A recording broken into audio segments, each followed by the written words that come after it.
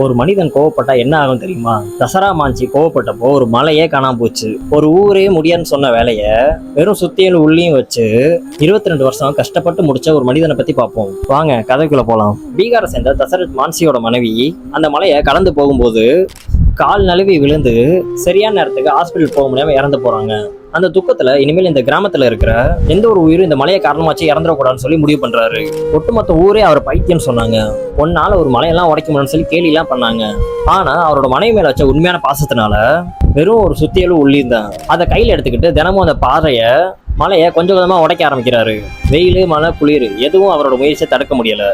இப்படி 22 வருஷம் விடாம உழைச்சு 30 அடி அகலமும் 360 அடி நீளமும் கொண்ட அந்த பாறைமலைய ஒத்தால உடைச்சு பாதையா மாத்தினாரு. அவரோட விடாமுயற்சியால கிராம மக்களுக்கு ஹாஸ்பிட்டல் போறதுக்கு பள்ளிக்கூடம் போறதுக்கு ரொம்ப ஈஸியாயிருச்சு. ஆயிரக்கணக்கான மக்களோட வாழ்க்கையே மாறி போச்சு.